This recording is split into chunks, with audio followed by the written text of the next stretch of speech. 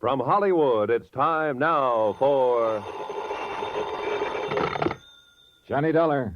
This is Red. Red Wallace, remember? Sure. You run that lunchroom across the street from the warehouse that was robbed last night. Yeah, that's right. Now, look, Dollar, supposing I tell you what I know about it. What's going to happen to me? Nothing, as long as you weren't mixed up in it yourself. No. I mean the papers and the cops. If it gets out I talk to you, I won't last 24 hours. I think I can take care of that. What do you know about it, Red? That depends on what it's worth to you. I see. I'll have to sell out, get away from this section, so I'll need some dough. You follow me? All right, I'll see you taken care of. Now, just what is it No, it ain't safe. I'm talking from a booth. You stay right there at your hotel. I'll see you in a half hour. Right. Just you. No cops. Yeah, that's right, Mr. Beck. Mr. Beck. 6 quarts of milk and 2 pounds of butter. Sure, right away. Thanks, Mr. Beck. Goodbye. Hello.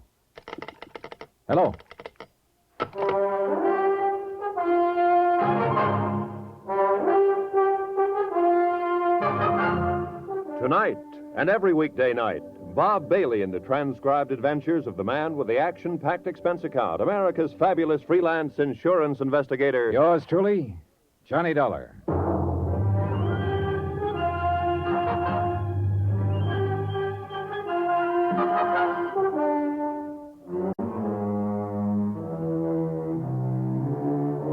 From Special Investigator Johnny Dollar, location Los Angeles, California, to the Home Office, Mono Guarantee Insurance Company, Hartford, Connecticut. Assignment, the Silver Blue matter. Expense account continues. Item 4, 20 cents, a phone call to my friend Lieutenant Garcia of the L.A. Police, and a call to Queen of the Angels Hospital. Albert Chrisman, the night watchman who was slugged by the gang of teenage hoodlums during the warehouse robbery, was still unconscious.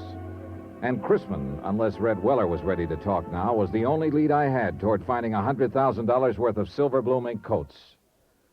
I waited 2 hours and a half for Red Weller, but he didn't show.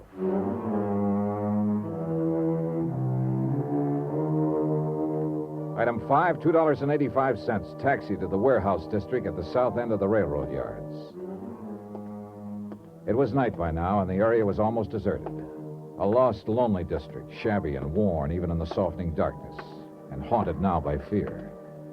The only lights in the block were those shining from the windows of the warehouse office and from Weller's lunchroom across the street. Good evening. Hello. What would you like, sir? Cup of coffee, I guess. Oh, you're lucky. I just made some fresh. Good. Would you like some cream? No, thanks. No, that'll be fine. Is it foggy out? Yeah, a little. Not bad, though. Hey, this coffee's all right. You're a good cook. Thanks. The boss always has me make it when I'm here. He says I do it better than he does. I'll bet you do. Is the boss around, by the way? No, he called me and said he had to go out. That's why I'm working. I'm on in the daytime mostly. Do you have any idea where he might be?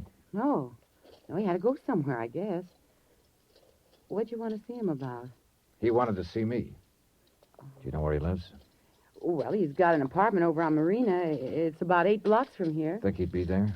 No, he wasn't going home. He was going out somewhere. He acted kind of strange. I don't know what he was going to do. May I ask just what business you're in? Insurance. Oh. I'm a special investigator. What do you mean? I'm working for the company that insured those furs. Oh. The furs that were stolen the night before last from the warehouse across the street. Something wrong? Oh, no. No, of course not. I don't know what you mean. Oh?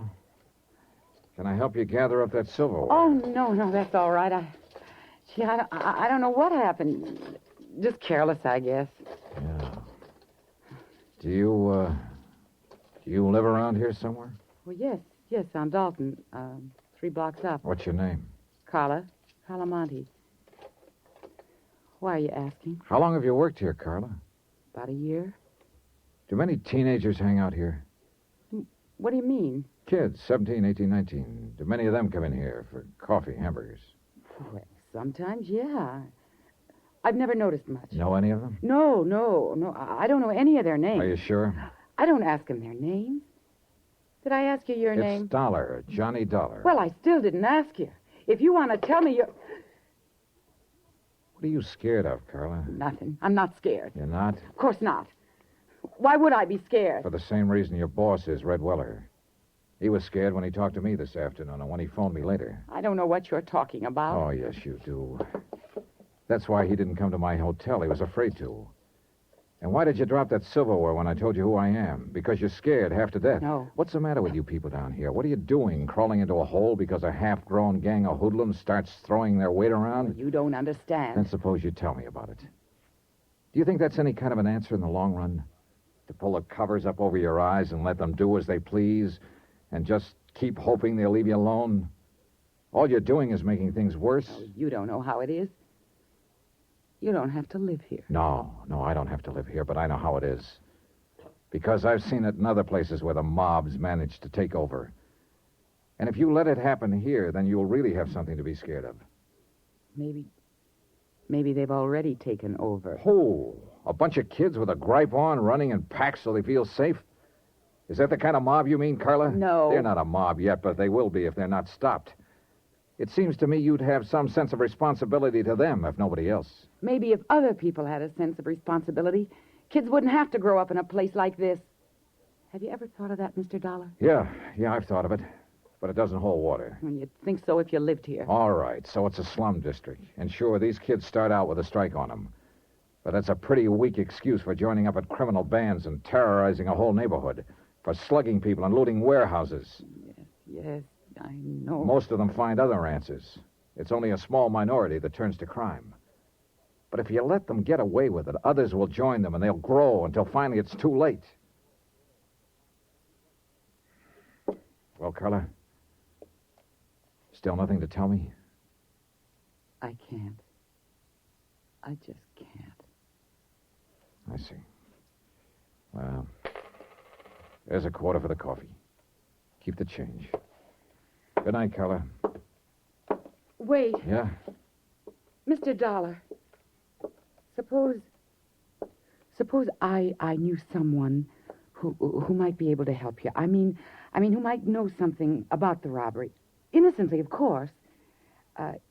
If you talk to this person and they agreed to help you, could you keep them out of it? Depends on the circumstances. I do all I could, that much I promise. I don't know. I'm not sure. You're not sure of what? Of you. Oh, I know better when I stop and think, but I've lived in this neighborhood too long. Lived with these people and... I'm bound by the law like any other citizen.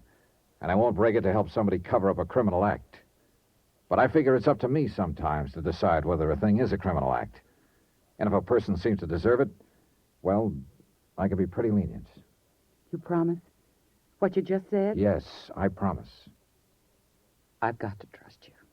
I've got to trust someone. Do you know such a person, Carla? Yes, Do you know where to find them? I think so. Well, I'm sure they'll be at one of 2 or 3 places. Not very far from here. And who is this person? Someone who grew up around here. A boy, 19. What boy? My brother.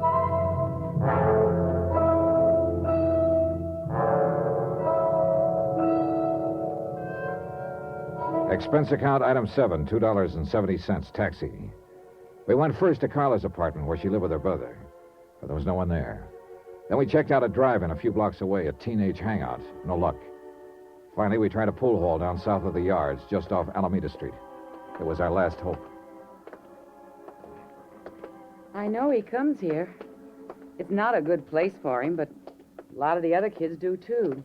And he wants to belong. Yeah, sure. Everybody does, in one way or another. Oh, gosh, it'd have been different if our folks had lived, but well, our boy just won't take orders from his sister. Yeah, I know. Go ahead. Thanks.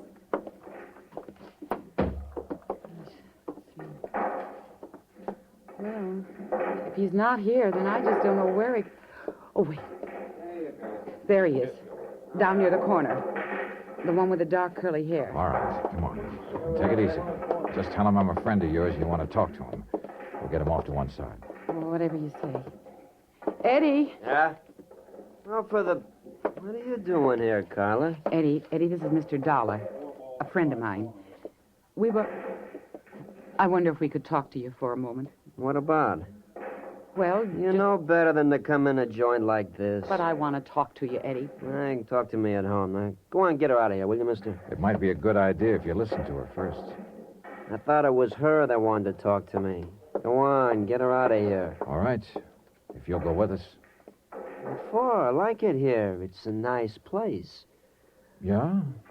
At least it's better than San Quentin. What are you talking about? A warehouse robbery, $100,000 worth of furs. I understand you may know something about it. Innocently, of course. I thought you said this guy was a friend of yours. Well, that's right, Eddie. He's just... Who is he? He's an insurance investigator. Oh, so that's the pitch. She's promised to help, Eddie. If you'll tell him whatever you know, he'll protect Knock you. and it he'll off, Carla. Now, look, mister. I don't know nothing about nothing. I never even heard of no fur robbery. So take her with you and get out of here. This may be your last chance to get off before the boat sinks, Eddie. You're not leaving, huh? All right, then I'll leave. Eddie! Let him go. We can't force him to talk. Oh, no, Mr. Dollar. I don't understand him. I do.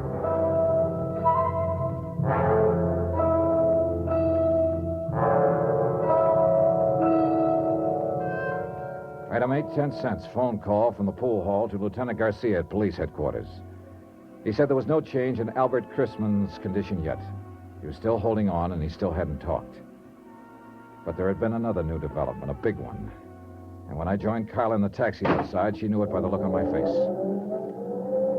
What's wrong, Mr. Dollar? Now, look. How sure are you that your brother wasn't mixed up in that robbery? Well, I want the truth. I'm afraid he was mixed up in it. Then brace yourself, Carla. Your boss, Red Weller, who was going to tell me what he knew about it, was found murdered in an alley an hour ago.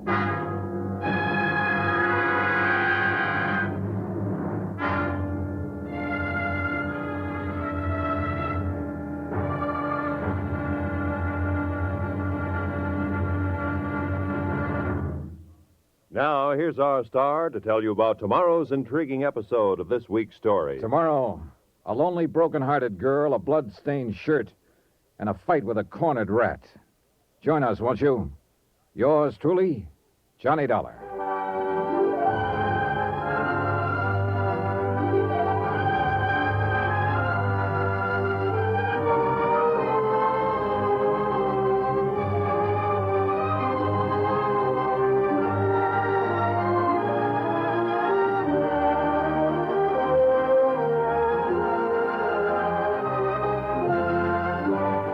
Yours truly, Johnny Dollar, starring Bob Bailey, is transcribed in Hollywood. Written by Les Crutchfield, it is produced and directed by Jack Johnstone.